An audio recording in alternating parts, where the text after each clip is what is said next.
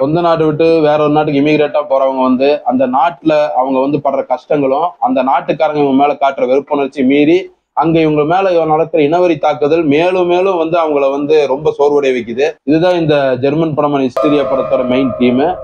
இதை டைரக்ட் பண்ணதுக்கு மேமத் அகீப் புயு கட்டளை. படத்தோட கதை என்னன்னா 90s ஜெர்மன்ல வந்து ஒரு இனவெறி தாக்குதல் நடக்குது துர்க்கிஷ் அகதிகள் மேல.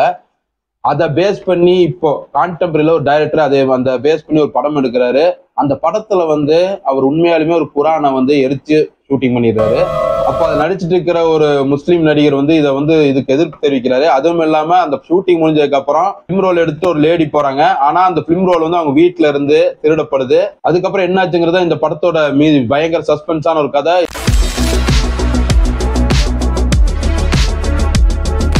இது வந்து பாத்தீங்கன்னா ஒரு சாதாரண டிராமா மாதிரி ஆரம்பிச்சு ஒரு மிஸ்ட்ரி த்ரில்லர் ரேஞ்சுக்கு போய் ஒரு ஹாரர். அந்த ஹாரருங்கிறது வந்து பேய் மட்டும் கிடையாது, நமக்குள்ள இருக்கிற அந்த ஒரு ஹாண்டிங் தான்.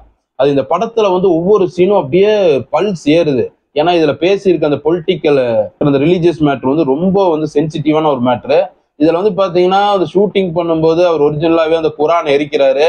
அதை வந்து ஏன் அப்போ இருக்கிற அந்த ஒரு முஸ்லீம் மேட்ரு அவரும் துர்க்கிஷ் அங்க அகதி தான் அவர்.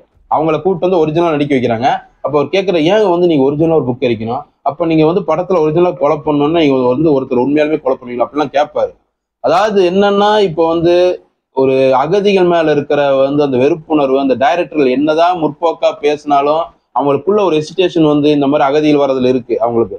அது வந்து இந்த படத்துல இந்த டைரக்டர் காட்டுறாரு. அது அதாவது இந்த மாதிரி அதுல ஒரு நடிகன் கூட கேட்கிறாரு, நீங்க இந்த மாதிரி மற்றவங்களோட சோகத்தை எடுத்து அதை வந்து பிழிஞ்சு ரசிகர்கள் காமிப்பீங்களா, அதனால காசு வேணுமா உங்களுக்கு அப்படின்னு சொல்லி கேட்பாரு. அதெல்லாம் வந்து வேலிடான பாயிண்ட். ஏன்னா ஏன் வந்து எங்க சோகத்தை இது பண்றீங்க காசு பண்றீங்க அப்படின்னு கேட்பாரு. அந்த டைரக்டர் வந்து பாத்தீங்கன்னா அதுக்கு வந்து அவர் பதிலே கிடையாது. அவர் எதுவுமே பதில் சொல்ல மாட்டாரு. அந்த மாதிரிதான் இருந்துச்சு. ஏன்னா ஒரு அகதிகளை பத்தி எடுக்கணும், அந்த அகதி தான் டைரக்டரா இருக்கணும். நீ வந்து அப்படிலாம் எடுக்க முடியாது. நிறைய பேர் பிரெஞ்சு டைரக்டர்லாம் எடுத்திருக்காங்க. ப்ராப்பர்ட் நம்ம திலீபன் ஒரு படம் அதெல்லாம் வந்து எடுத்திருக்காங்கன்னு வைங்க. ஆனா வந்து இனியே வந்து ஃபோர்ஸ் கிடையாது. அகதிகள் பார்வையே வேற. நீங்க அதை வச்சு ஒரு டைரக்டர் தான் எடுக்க முடியும் தவிர ஃபுல்லா அதை எடுக்க முடியாது. அப்படிதான் இந்த படமும் போகுது. அதாவது என்னன்னா ஒரு அட்டகாசமா ஒரு த்ரில்லரா இருந்துச்சு இந்த படம் ஜெர்மன்ல. ஏன்னா ஒரு சாதாரண ஒரு டிராமா மூவி மாதிரி ஒரு ஆரம்பிச்சு அதுக்கப்புறம் வந்து அவ்வளவு வந்து நுவான்சஸ் உள்ள ஒரு படமா இருக்கு. ஏன்னா ரொம்ப சென்சிட்டிவான மேட்டரு. இது வந்து உண்மையாலுமே நடந்தது ஆக்சுவலா. அதாவது ரேசிசம் தாக்குதல் 90s நடந்து ஒரு 5 பேர் இறந்தாங்க. அது துர்க்கிஷ் அகதிகள் தான் இறந்தாங்க. ஒரு நாட்டுக்கு அவங்க போய் அவங்க தங்கும்போது அங்க நடக்கிற பிரச்சனைகளை இவங்களுக்கு தனியா வந்து ஒரு மாதிரி ஒதுக்குப்புறமா நம்ம இங்க வந்து நம்ம பல பேரை தாழ்த்தப்பட்டவர்களை வந்து தள்ளி வச்ச மாதிரி அங்க வந்து அகதிகள் அப்படிதான் வச்சிருக்காங்க. இப்ப உலகம் ஃபுல்லா வந்து பல ரைட் விங் கட்சிகளோட வளர்ச்சி பயங்கரமா இருக்கு. அவங்க வந்து வெளியே இருந்து வர அகதியில அவங்களுக்கு பிடிக்கல. அதனால பல தாக்குதல் நடத்துறாங்க, பல இது பண்றாங்க, கவர்மெண்ட்டை வந்து எதிர்க்கிறாங்க. எங்களோட வரி பணம் எல்லாம் நீங்க அகதியில் கட்டி அவங்கள வந்து இது பண்றீங்க ஒரு நாட்டுல, அப்புறம் எங்களுக்கு வந்து நாங்க சொந்த நாட்டு மக்கள் எங்களுக்கு வந்து என்ன இருக்கு இங்க இருந்து என்ன பிரயோஜனம் அப்படிங்கிறாங்க. இப்ப ட்ரம்ப் மாதிரி பல ஆள்கள் வளர்ச்சி காரணமே அந்த ரைட் விங் தான். அதாவது அந்த நாட்டு மக்களோட அந்த இது பெரிய வெளியிலிருந்து வர்றவங்க வந்து பெரிய ஆள் ஆகுறாங்க அப்படின்னு சொல்லி ஒரு வெறுப்புணர்வு. நம்ம இந்தியர்கள் மேலேயே லண்டன்ல இந்த யூஎஸ்ல எல்லாம் பல அட்டாக்குகள் நடக்குது. அதாவது என்னன்னா நம்ம போய் அவங்களோட வேலையை பறிக்கணும் அப்படின்னு சொல்லி அவங்க நினைக்கிறாங்க. அது உண்மை கூட தான். ஆனா வந்து அகதிகள் அவங்க சொந்த நாட்டு வந்து விட்டு வர்றது எதனால அந்த நாட்டுல இருக்கிற ஒரு ஸ்திரத்தன்மை வந்து இல்லை. அந்த மாதிரி வந்து வேலையை தேடி அங்க வர்றாங்க. அதுதான் மெயின் மேட்ரு. ஆனா இப்ப பல பேர் அதை ஏத்துக்கிறது இல்லை. இப்ப தமிழ்நாட்டுல இருந்து கர்நாடகா கேரளா போனாலே வந்தேறிதான் சொல்லுவாங்க. அப்ப நாடை விட்டு நாடு போறோம் நினைச்சுப்போம் அவங்களோட நிலைமை. இப்ப இலங்கை தமிழர்கள் எல்லாம் எத்தனை நாட்டுல வாழ்ந்துட்டு இருக்காங்க அந்த உள்நாட்டு போறதுனால. கனடா, பிரான்ஸ் இங்கெல்லாம் பல பேர் நம்ம இலங்கை தமிழர் இருக்காங்க. இந்த படம் வந்து பேசியிருக்கிற மேட்ரு தான். இனியும் எத்தனை வருஷம் ஆனாலும் வந்து அகதிகள் வந்துட்டே இருப்பாங்க. அகதிகளை வந்து எதிர்த்து வெறுப்புணர்ச்சி காட்டுறவங்க காட்டிட்டே இருப்பாங்க. அதனால வந்து பல அரசுகள் வந்து ரொம்ப வெறுப்புணர்வு கக்கிற ஒரு அரசாவும் மாறிட்டு வருது. அவங்க ஓப்பனாவே கவர்மெண்ட்டே வந்து அகதிகளை வந்து எதிர்க்கிறாங்க. அந்த மாதிரி ஆயிடுச்சு. இப்ப ஜெர்மனி தான் உலகத்திலே பல பேர் அகதிகளை வந்து உள்ள வச்சிருக்கிற நாடு. அதே இப்ப நிறுத்திருச்சு. இப்ப ஸ்வீடன் இந்த மாதிரி ஸ்காண்டினேவியன் கண்ட்ரிஸ் எல்லாம் பாத்தீங்கன்னா ஃபுல் அண்ட் ஃபுல் அகதிகள் வந்து அந்த நாட்டுல பல பிரச்சனை போயிட்டு இருக்குது. இந்த மாதிரிதான் இந்த கதையோட பேஸ்லைன். இவங்க ஜெர்மனி இந்த பிரான்ஸ் இவங்கெல்லாம் வந்து அந்த படங்களை வந்து எப்படி ஒரு ரியாலிசமா எடுக்கிறாங்க. அது வந்து பார்த்தாலே பயங்கரமா இருக்குது.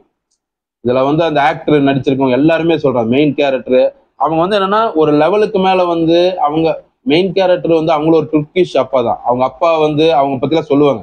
ஆனா இவங்க வந்து அந்த முஸ்லீம் பிராக்டிஸ்லாம் விட்டவங்க. அந்த கூட இருக்கிற நடிகர் கேட்ப நீலாம் இப்பெல்லாம் வந்து பண்றது இல்லை எதுவுமே, அந்த ஜவான்லாம் பண்றது இல்லை அப்படிலாம் கேட்பாங்க. அப்பெல்லாம் நானும் அதுல இல்லை அப்படின்னு சொல்லுவாரு. இந்த மாதிரி இந்த ரூட்டையும் விட்டுட்டு வந்திருப்பாங்க. இந்த கேசட் வந்து தொலைஞ்சோன்னா கடைசியில வந்து அவங்க அந்த ரூம்ல பேசுற விஷயங்கள் வந்து பயங்கரமான ஒரு மேட்ரு. எந்த தாக்குதலை வச்சு அந்த தீக்கரையான பில்டிங்கை வச்சு அந்த படத்தை எடுத்தாங்க, அந்த 5 பேர் செத்தாங்க, அதை வச்சு பேஸ் பண்ணி அந்த படம் எடுக்கிறாங்க. இந்த படத்துல கடைசியில அந்த உண்மை சம்பவம் மாதிரி இவங்களுக்கு நடக்குது. இதுதான் வந்து ஒரு பயங்கரமான ஒரு ஐரணி மாதிரி இருக்கும். எதுல ஸ்டார்ட் ஆச்சோ அதுலயே முடியுது. அவங்க எல்லாருமே கடைசியில அந்த 5 பேர் கதை விட்டு நின்று ஒட்டுக்கா நின்று இருப்பாங்க எல்லாருமே. அது ஒரு பயங்கரமான ஷாட். அது செம படம். இது கண்டிப்பா நீங்க மிஸ் பண்ணாம பாருங்க. ஏன்னா அவ்வளவு மேட்டர் இருக்கு இதுல வந்து பாத்தீங்கன்னா இந்த படத்தை பார்க்கும்போது எனக்கு வந்து ஈரான் டைரக்டர் அஸ்கர் பராதி படமா இருந்துச்சு எனக்கு. அவர் தான் வந்து இந்த மாதிரி சின்ன மேட்டர்களுடைய போய் போய் போய் அப்படியே பெருசு பண்ணுவார். அப்படியே அவர் படங்கள்லாம் நீங்க பார்த்திருப்பீங்க.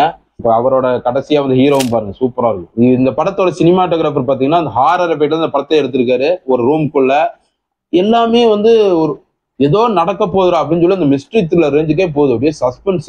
ஒரு டிராமா படத்துக்கு வந்து இவ்வளவு ஹெவியான ஸ்கிரீன் பிளே பண்ணி அட்டாசமா எடுத்திருக்காரு. இந்த டைரக்டர் வந்து செம டைரக்டர், மேகமுத் ஆசிஃப் செம டைரக்டர். வேர்ல்ட் சினிமா லவர்ஸ் வந்து இந்த படத்தை மிஸ் பண்ணாம பாருங்க. ஒரு நல்ல ஒரு படம். தேங்க்யூ.